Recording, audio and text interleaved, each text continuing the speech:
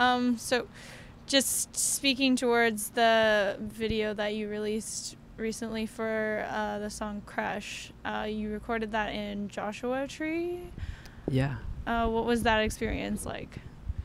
It was really amazing. We got in touch with a director from LA through Instagram, and we started talking about making a video for Crush, and then it turned out that she couldn't do it, so she put us in touch with one of her friends, and we connected really instantly and had, I like sent through a mood board, and she kind of took that vibe and then translated it into this new sort of vision, incorporating Joshua Tree as a location. And I think it was one of the easiest like video. Really comfortable. Yeah.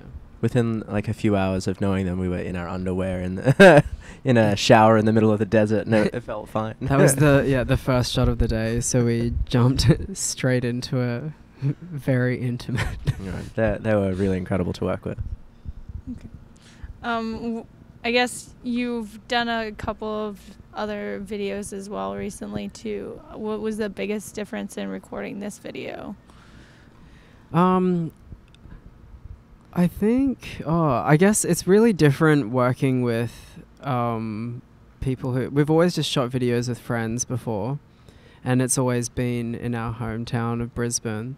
So I guess, it was our first time shooting something in America and with an international production team and that sort of thing. I don't know.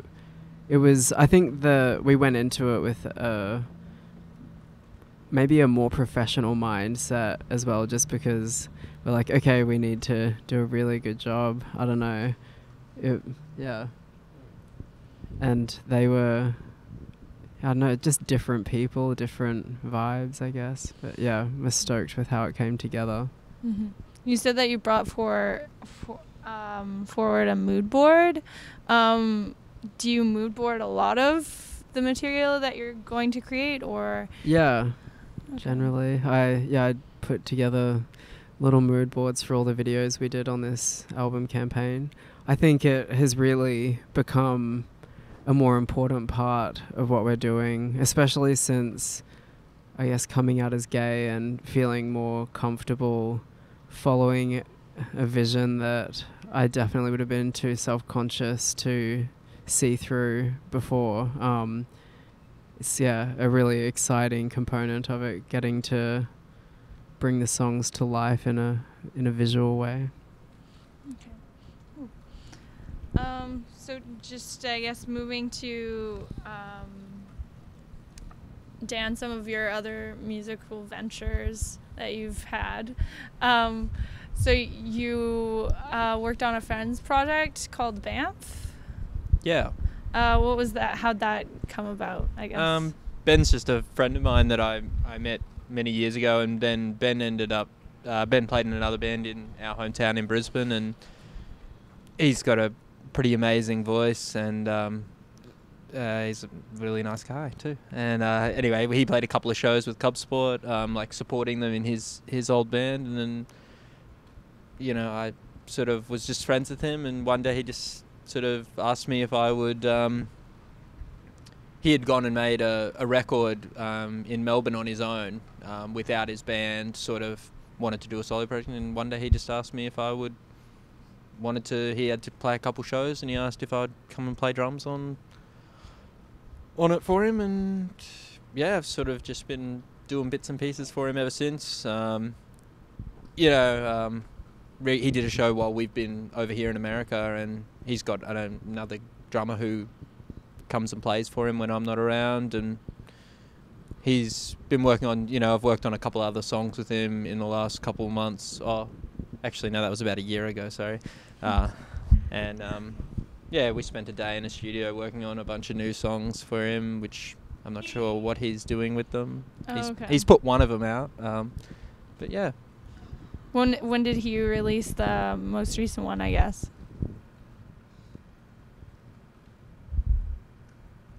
I'm going to say September last year, but I Okay. could be completely Okay. wrong.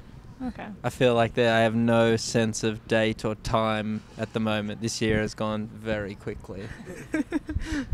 I guess you say the year's gone very quickly. So for all of you guys, is there a time that you get to just stop and take everything in, or Probably not this year. Yeah, probably sometime in like 2020.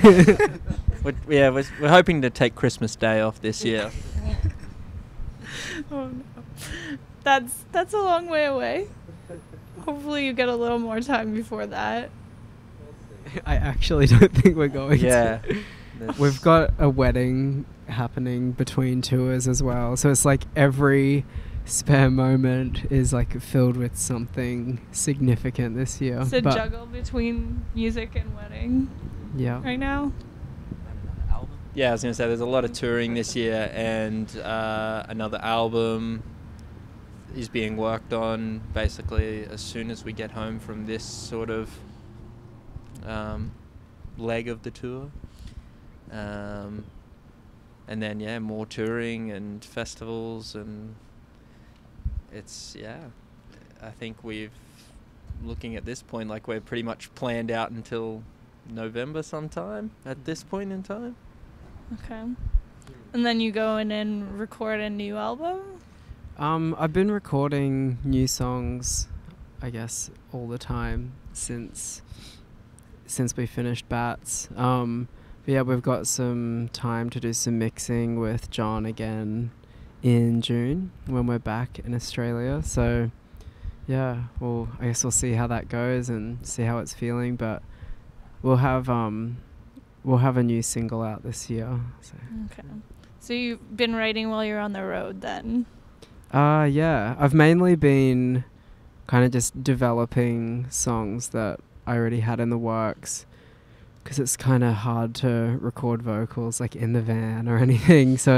But I've had this like tiny MIDI keyboard, and I've just been adding in some extra parts and playing around with sounds and that sort of thing. And I guess that's something good for like these 10-hour drives, like the little annoying things to fix in demos that have been bugging me for a while, but I've kind of just been too lazy to actually go fix it. But when you're in the van with nothing to do, it's a good time to go do stuff like that. So it's been productive. Has the sound, do you feel like the sound is changing with the material that you're working on now, or? Yeah, I think it's probably, I don't know, this is our vice to Bat, so it's probably a similar degree of change again. But yeah, I think it's going to be a reasonably varied album again. I feel like This Is Our Vice and Bats both had quite a range of sounds and styles throughout them, and I think the next album will be similar in that respect. But yeah, definitely still developing the sound and taking it somewhere new. Okay. What's the biggest change you feel in where your sound's going now? Because you talked about auto-tune a little bit, but I think that there will be a bit more auto-tune incorporated. And yeah, I don't know. I feel like with a bunch of the songs as well, I think Bats was kind of about finding my confidence, and then I feel like this next album, it might be more about like owning it. I don't know. I haven't really thought about it too much. Okay. I guess this is where we say thank you for your time. Is there anything else that you'd like to add at all? Thank you to whoever is watching, and come to a show.